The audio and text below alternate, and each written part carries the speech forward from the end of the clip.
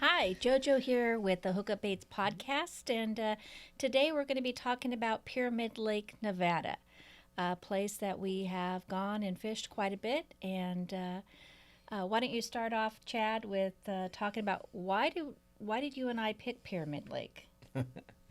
Actually, I've always heard about Pyramid. I've spent a lot of time up in the Sierras in my 20s, fishing all the lakes up there. And every once in a while, you get this story from another fisherman or from some of the tackle shops up there. Have you guys ever tried Pyramid Lake up in northern Nevada? Have you ever tried, you know, well, oh, there's big cutthroats there. I heard about it, throughout the years, just here and there. Never got up the courage to go look at it or try it.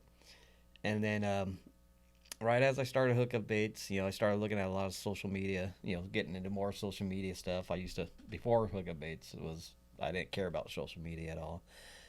But was forced into social media to build business and started seeing people posting about it. I remember as a guy named Scott, Diego, and I think it was John Beeman, which is still a good user Great today. supporter. Yeah, I think it was those guys' posts. They would go up there and like every October, and I'd see, so it was actually people I know, seen them going there using their float tubes and catching fish. I'm like, okay, well they're doing it, I could do it. And then we started Hookup Baits, and me and you were taking trips up to the Sierras in Utah and catching a lot of fish, and finally I was like, then we're just looking for somewhere else to go. It was for your birthday. Yeah. And so I was like, hey, and then we bought our tandem kayak, Yes. or we bought a tandem Hobie off of Craigslist. And That was a big purchase for us yeah, it was. back in those days. And I was like, hey, let's go to this Pyramid Lake. I've been hearing a lot about it, through the years. I've been wanting to fish it forever. You know, let's go try it in October, for my birthday.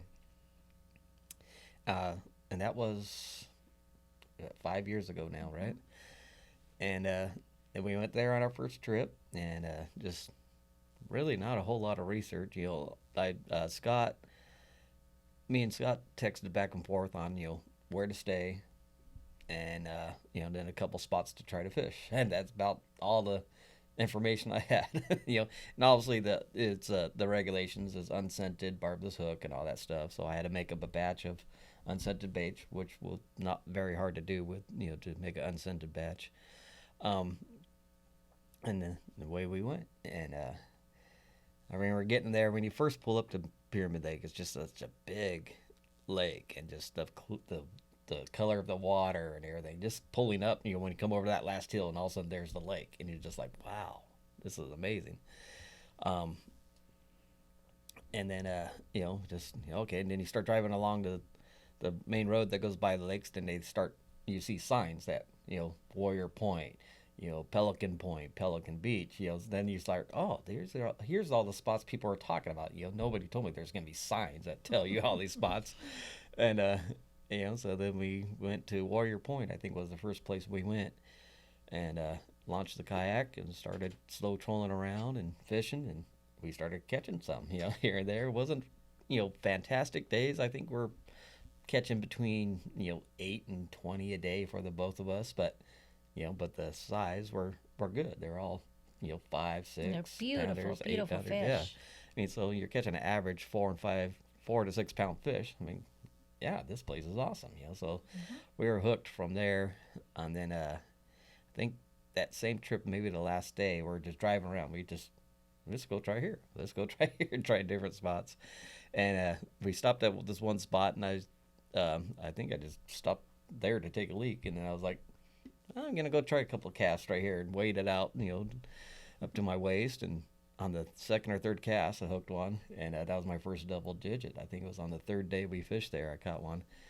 You know, I could say it was a double digit. I officially never weighed it, but it was a good 8 to 10 pound fish. Anyways, it was a good one.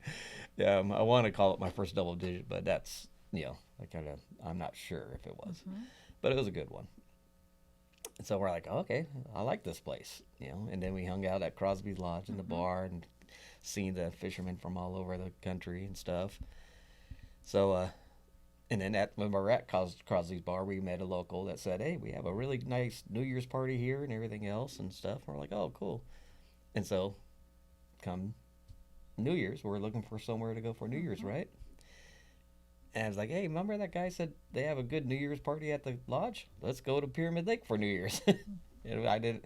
Well, it didn't take much convincing for you, right? No, no, no.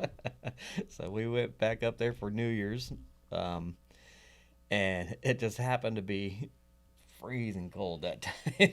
We were unprepared.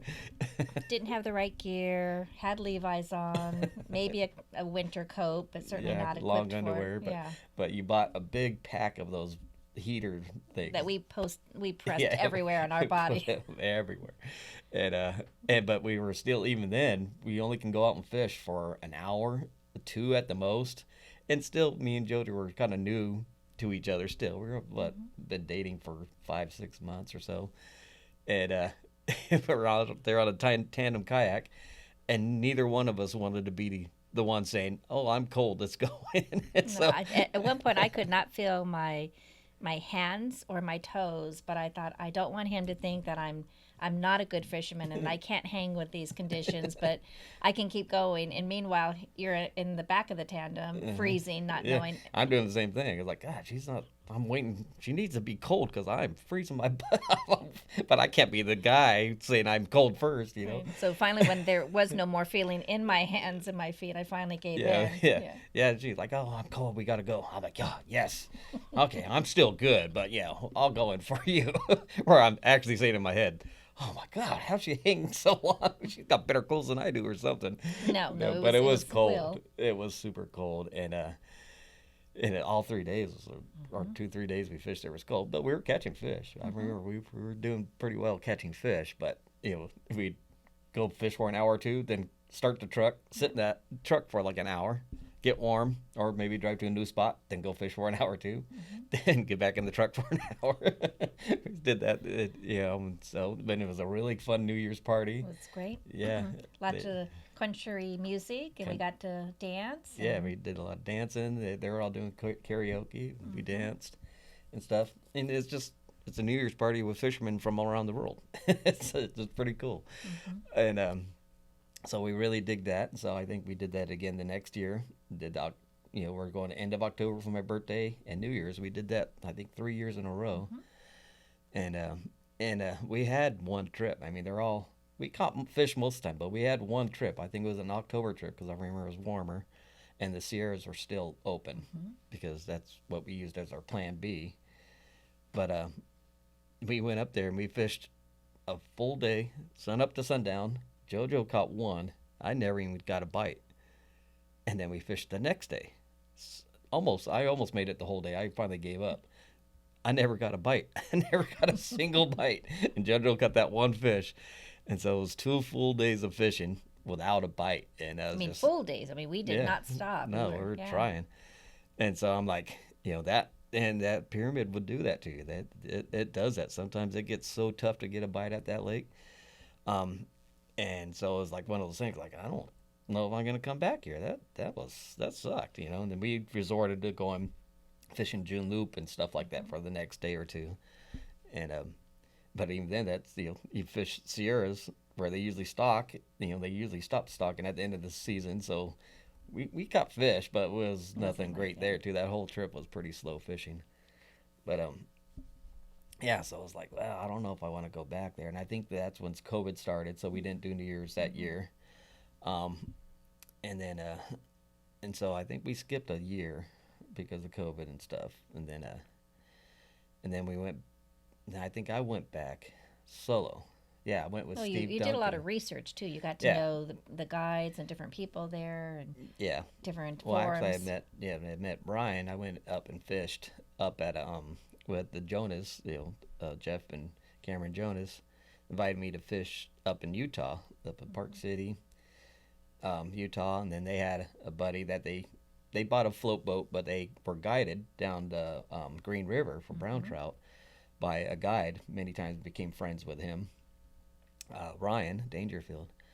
And so we went down the river. We spent 2 days with me and the Jonases down the river on their private but we had dinner at the lodge with Ryan.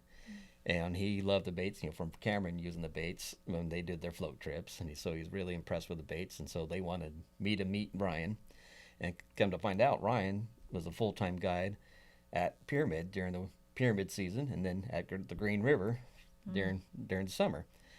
So we got talking about Pyramid and this and that. And so I was like, yeah, I was telling him, I was like, I want to get into fishing Pyramid. I go twice a year, but, I really want to figure it out. Well, you started seeing a market. You started seeing Well, the potential there. Is that, yeah. And Ryan was like, oh, yeah, your baits work amazing at Pyramid. And so between him and saying, on my days off, you're welcome to come fish with me, and we can fish in my boat and this and that. I'm like, oh, okay, cool. So there's more opportunity there. And and then, after fishing with him once or twice, we put him on our guide program. And then just going there and just seeing, then I started joining the social media markets, all the Facebook pages for Pyramid. There's like 5 of them or so. And started following those and seeing the people from all over the place and what they're catching, what they're using. That I was like, I seen a really good opportunity for a good market there for us, basically because how well our baits work there. It's anywhere where the trout mainly, the trout's main feed is other fish. That's where our baits work so well. And that lake, they eat those chubs and little Sacramento perch and stuff. That's their main food source is other fish. Our baits just mimic another fish so well.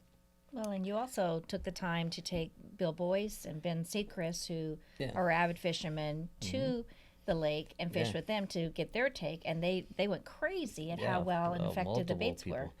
Yeah, so last year I really told Jojo I'm gonna concentrate on Pyramid and really get our market, really get our name going there. So I think from December to June last year I did 10 or 12 trips at least. Yeah, and they're all 5-day trips. So I put it all together. I did of days on the lake. I did over a month of days on Pyramid last year. Oh, for sure.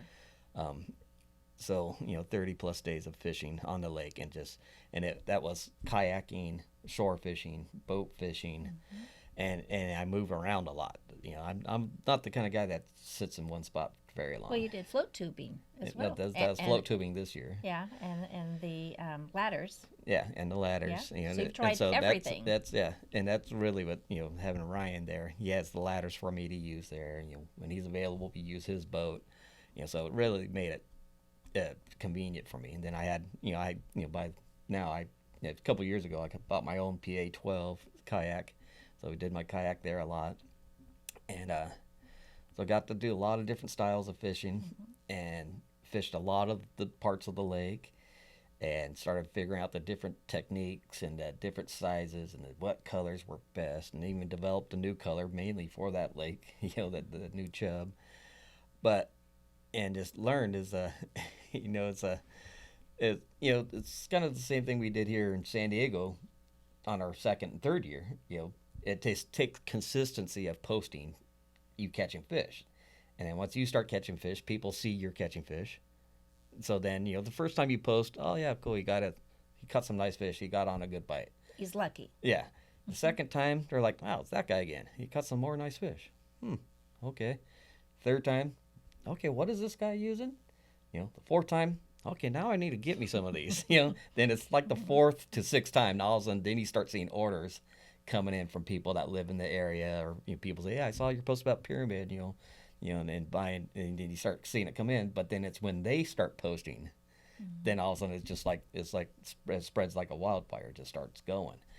And so just that one season last year at Pyramid, with me doing my thing there and just posting, everything that I've been catching there and stuff, and then my friends catching, and then, like you said, taking Bill Boyce there and Ben Seacrest and all the guys from the shop there, and my tournament partner there.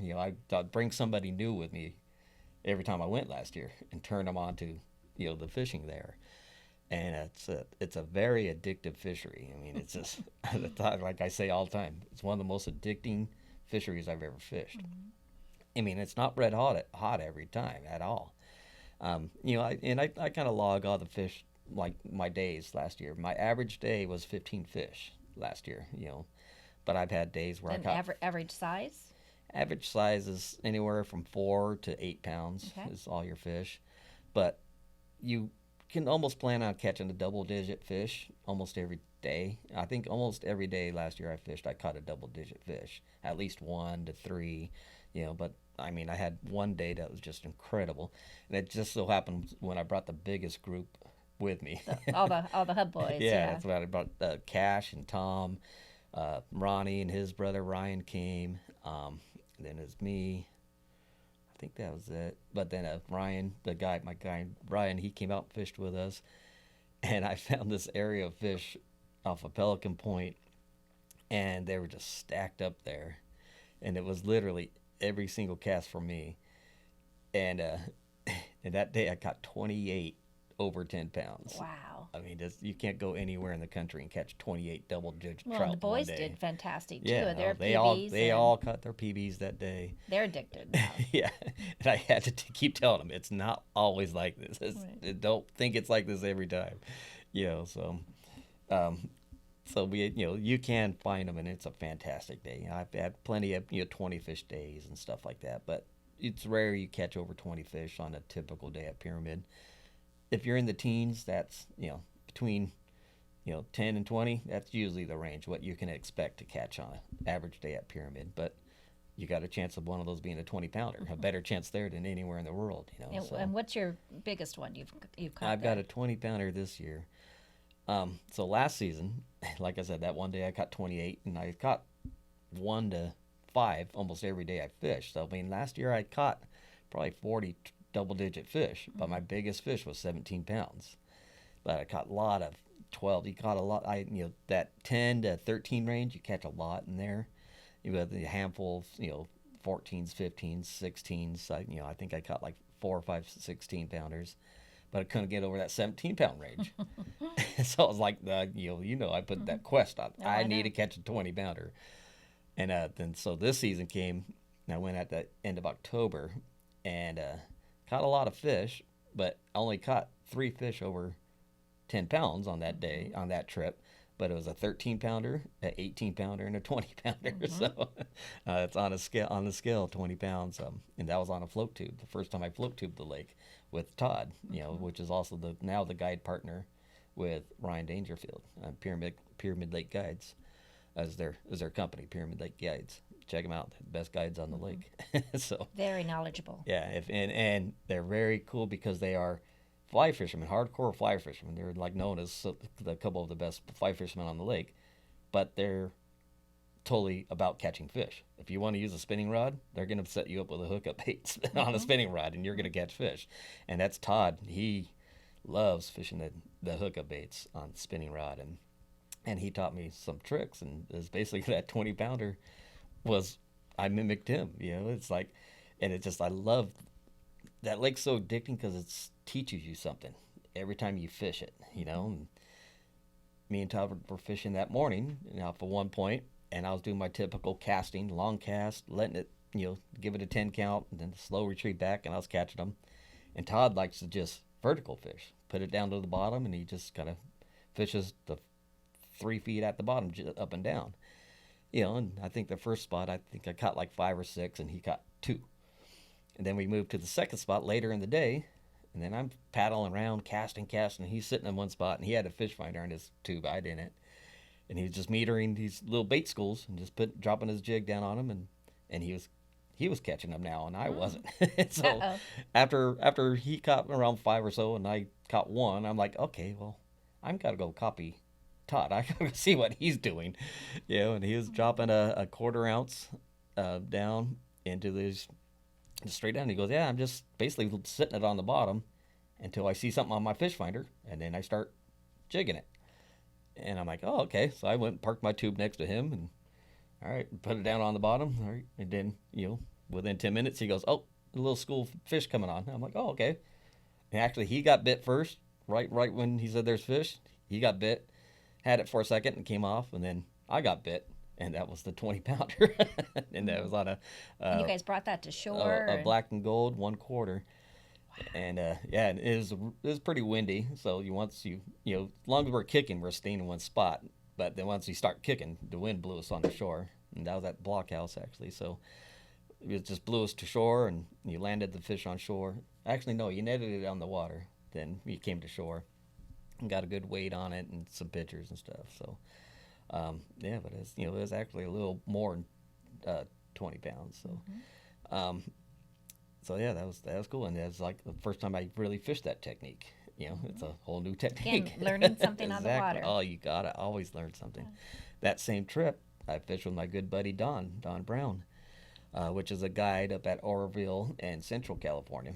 He don't guide at Pyramid, but he's been fishing Pyramid many years. And Don's a great fisherman. He's one of our other people on our guide program, ambassador, and yeah, great. He used to fish the BASS Bass Tour. I mean, that's how long this guy's been fishing and how good he is.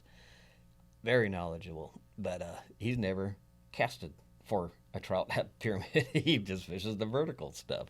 And in October, that vertical stuff is just insane. I've never experienced it. And we go out and it's all using fish finder. You find a big bait school. It's almost like fishing calico bass. You find the bait balled up by the trout. You just drop the jig down on them. And you get hit on the fall like you do with calico bass. It just takes off. And yeah, we had 2 days in a row where we caught 50 fish. I caught 50 fish myself. It's just every drop you're catching a 4 to 8 pound trout. It's over and over again. I even used a double rig. Dropped the double rig, and I caught five casts in a row. I caught 2 trout at a time. You're catching 2 5 and 6 pound trout.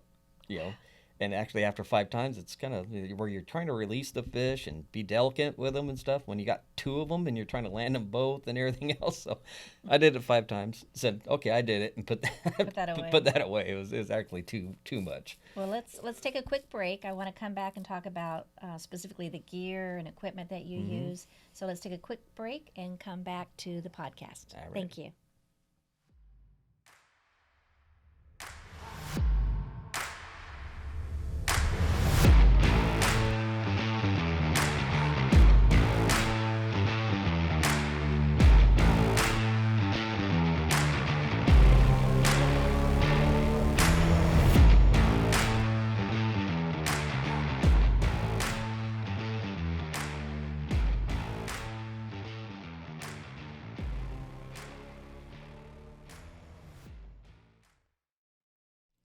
Hi, this is Jojo. We're back with Chad, and we're talking about Pyramid Lake. And why don't we pick it up about talking about the presence that you've built there at Pyramid Lake, the friends, the guides. Talk a little bit more about that. Yeah, just really because the consistency of the posting of me catching fish, and then all the different people I brought up there catching fish. We were able to put some really good posts together and build a presence. And about halfway through last year, a couple of people, I would go to the lake and just start at one side of the lake and hit each beach for an hour or so, just to fish with as many different anglers as I can. Talk to them and share baits. It's the best way to sell a bait is step up next to another guy and catch a fish on your first cast. He'll sell a bait every time, or step up and catch 3 or 4 fish within a half hour period. They want to know, what are you using? And I'm very happy to put my baits in their hands and introduce myself to them, and try to help them have a better day fishing. So just by me going to each beach and each point and doing that through a day, it built a really fast presence there. And through doing that, just seeing what other people are throwing and what they're using and their tackle they're using and all that stuff, I picked up a ton of information of why people aren't catching a lot of fish, there, aren't being successful on every trip they go out. But then I also built a lot of friends there. I got a great group of friends there now, between Todd and Ryan, the guides, and my good buddy Scott. I met him out on the Truckee River. He's like the master of the Truckee River, him and Skinny, that works at Mark IV and Strike. And then I got Brandon, another guy I met out there. So it's just, I got a nice, fun group of friends, all hardcore fishermen out there now. Well, we introduced them all together at New Year's Eve Yeah, this year. and our New Year's The just hub, keeps getting the hub bigger. team from San Diego met the Pyramid team. Yeah, well, that's kind of cool too. Is our New Year's trip went from just me and you for a few years, and then last year was me and you, and then a couple guys from the shop. This year we go up. It's me and you, a couple guys from shop, and a couple friends, and then the Pyramid people. So it just keeps getting bigger and bigger. So I love it. It's pretty cool. Yeah, but halfway through the year last year, a couple of guys were like, "What shops are you in here?" I'm like, "Well, none. Which one do you recommend?" I started doing that. Which one do you recommend? And they all kept saying Mark IV. Mark IV is a great little family-owned shop. This been there forever. This and that. So we contacted Mark IV, and they were actually looking for us or looking for each other. And like, "Oh yeah, we've been hearing about these, this and that." And so it was very easy to get our baits in there. They were all about it. Great people there. Very, very nice people. Dave and Skinny there, and it's very easy to work with. And huge supporters of the baits, so and it's gotta but this we just went through our year-end stuff of retail. We are almost 200 retail shops now, and just not even a full year with Mark IV, and they're one of our highest selling retail stores. I mean, that's just certainly in the top. Yes, the amount of volume of hookup baits they're selling from there. Between that says a lot about Pyramid Lake and Pyramid what you Lake, did there. but then the Truckee River. The baits worked amazing on the Truckee River too. So, but then for Lake Tahoe, the big trout baits, they sold a ton of those big trout baits for Lake Tahoe and Donner Lake for the lake trout up there. So the market we built up in northern Nevada is huge, but a lot of people from Central California just come over the hill and fish Pyramid often. So that we get a ton of orders from there now, but. People come from Michigan and Idaho and all over the country. They come to the lake. They see the person catching fish. What are you using? Hookup baits. So now they go back to Idaho and in Michigan knowing about hookup baits. So it's a fantastic market we built there. And it's, helped us out. It's like, because Southern California, especially with our main thing was saltwater, the saltwater market drops off in October. So adding Pyramid that starts in October totally just offset the slow season. We don't have a slow season no more. So that was just a great plan, and just it's going to make us even healthier and stronger to keep on making great baits for everybody. Well, and you took all this great knowledge that you learned yourself and from other people, and then you started doing seminars. Yes. Tell the listeners a little bit more about that. Yeah. Well, so what just like I said, fishing with a lot of different people, locals and people, just other anglers at the lake, and seeing what they're doing. I'm not the kind of guy that's going to walk up to you and telling you, you're using the wrong rod. You're using way too heavy a line. If you ask me, I'm gonna say, yeah, here's what I'm using. And if I kind of notice you've got a heavy rod, I'm gonna give you a quarter bait, because I know the smaller bait, maybe what I was using, you're not gonna be able to cast. But you got a chance with this one. I'm gonna kind of try to give you what's gonna work for you. But I'm not going to tell you, oh, you got to get rid of that rod. You got to get a whole new setup. I'm just not that kind of guy. I'm just not. I'm going to do what I can to help you, but I'm not going to say, oh, you're doing it all wrong, dude. Kind of thing. But, so I have, I seen what a lot of guys were doing wrong at the lake of why they weren't catching fish.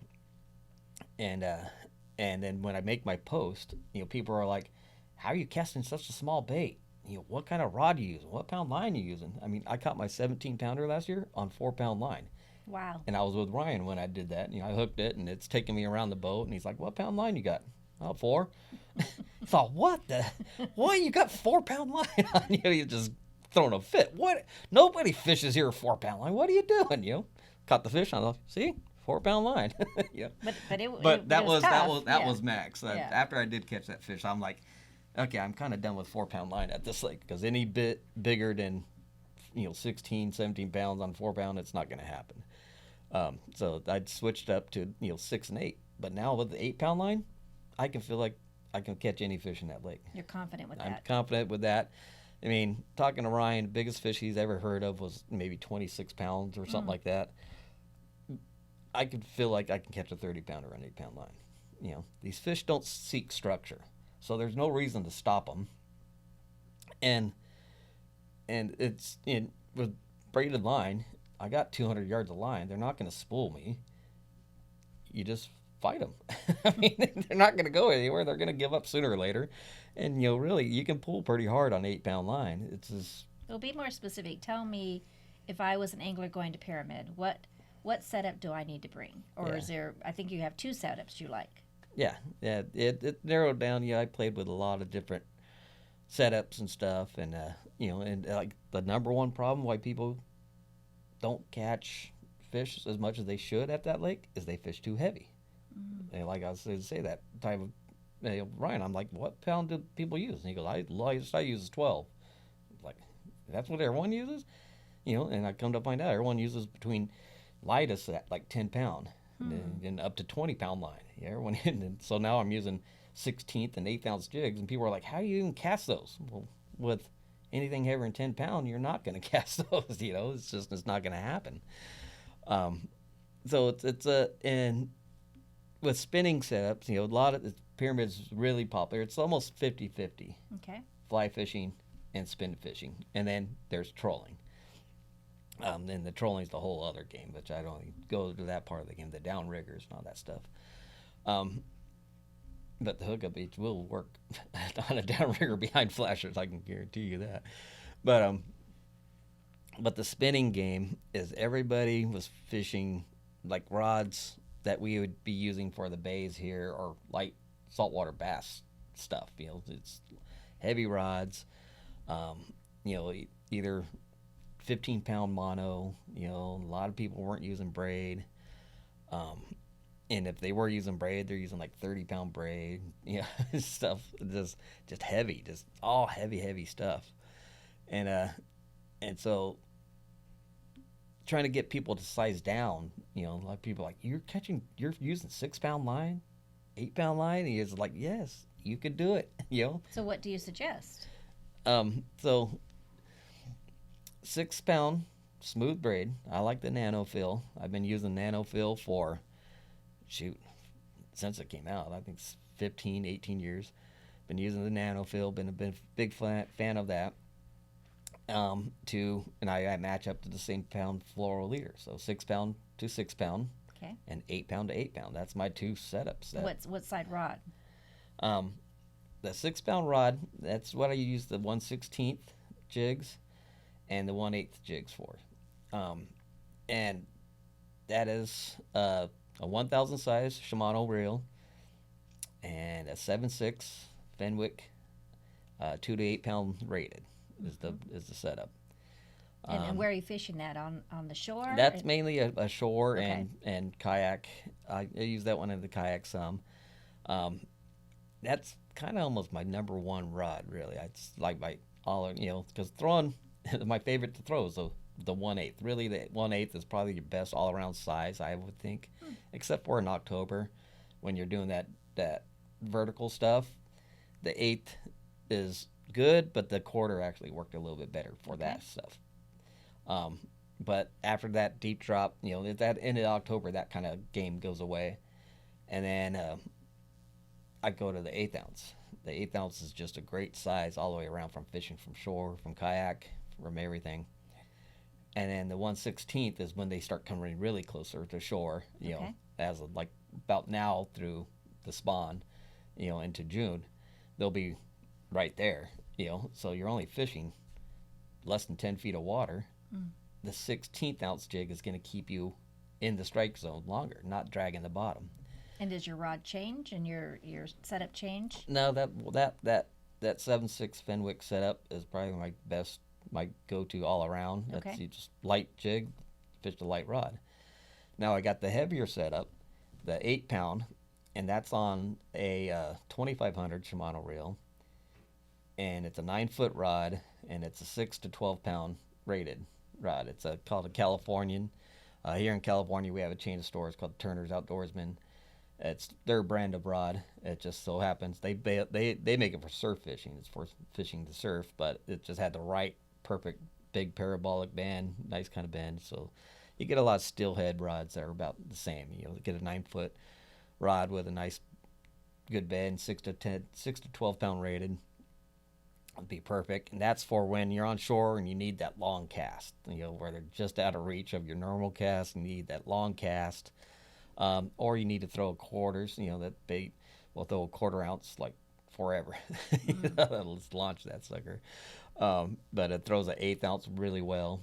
Actually, I've even thrown 16ths on it. It works fine too. But and that rod's and it's just fun. Just those long rods are just fun. Now, do you bring those both big head shakes and stuff. when you go, no matter what the season is, or just those two specifically? rods always go. Okay, they both go. Okay. Yeah, those two, the 6 pound and 8 pound rod always go. And then early in the season, when I was using more quarters, I have a spotted bay bass rod I use. My main spotted bay bass. That's what I got the 20 pounder on. Actually, it was on my spotted bay bass rod, and that's 8 foot. I think it's like 8 to 17 pound rated, so it's a little bit heavier, but still a nice parabolic bend. I think that's a 3,000 size reel. So, and I still used 8 pound leader on that. So. And the unscented baits come in what sizes? They come in 132, okay, 116, 1/8, and 1/4, and 8 colors. 7 right now, but we're about to release a new color here. By the time this podcast airs, it'll be 8 colors. And why are you coming out? I mean, you just came out with the chub, so Last tell year, me why you're coming out with another color. I played with it at the end of the season. Yeah, every time I go to lake, I'm playing with Testing. Yeah, different colors, different sizes of bait, and I'm always, it's just me. I'm always looking to better it. I want it to be better. I want it to good enough is never good enough for me with everything I do. So I'm always playing, and I've noticed at the end of the last season that the glow, we call glow green, and it actually does glow, hence the name Glow Green. A lot of people don't pick up on that. It's like I get the question, do you guys make glow in the dark baits? Yeah, the one that says Glow Green. Yeah, but so it's a glow green. It's a chartreuse basically, and any other people's lineup would be the chartreuse. I noticed that was working pretty well at the end of last season, so I started using it a little bit more earlier in this season. And the last 2 trips I went, it was the number 1 color. So and it so happens that one of Brian's clients that was there is out there float tubing. I handed him a glow green, and he got a 19 pounder on it. His PB, first time ever going to Pyramid. So, but it's been a good color. So I only bring something out as part of the lineup when I know it's gonna help our people catch. It's gonna fish. work. It's gonna work. Right. Yeah, I just don't bring it out because it looks pretty. No, it has to catch fish before it's put out by us. And that one's been catching a lot of fish for us. Wow. So I feel like I have to put it out for our customers because it's been working well. So. Well, let's take another quick break, and we'll come back and wrap up some final tips for fishing Pyramid Lake. We'll be right back.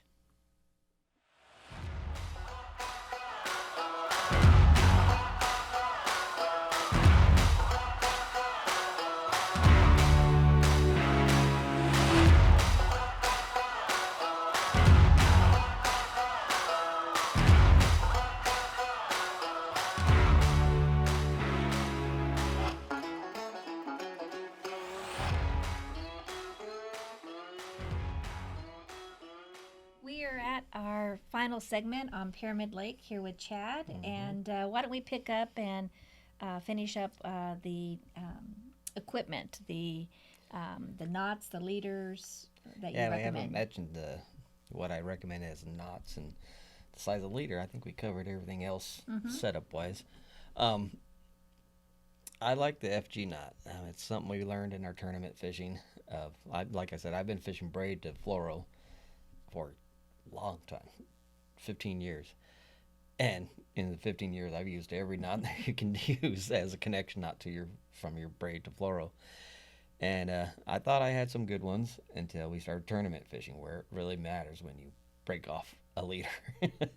And it's always been the weak spot is your connection knot there. And then my tournament partner actually says there's got to be a different knot, because we fish heavy structure for our tournament, saltwater tournament stuff. And so he started using the FG knot, and lo and behold, that was no more our weak spot. It was the knot to your bait. If you're pulling on something super hard, that was what broke first, was your knot to your bait. And our connection knot never broke again. And it just happens to be a really small and smooth knot.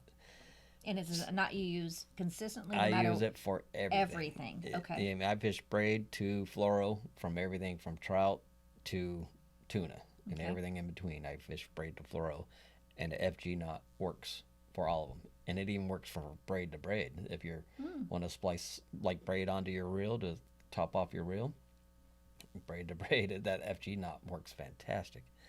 So highly recommend. Look up I've learned it just by watching YouTube. Look up FG knot on YouTube, practice it. People are like, I don't like it, it's too hard to tie. All the connection knots are kind of hard to tie. They're all pretty much the same. They all have a different technique to them. Once you learn the technique, it's just as easy as any of the other knots. But I can guarantee you it's going to be stronger and smoother than any of the other knots. So I highly recommend the FG knot.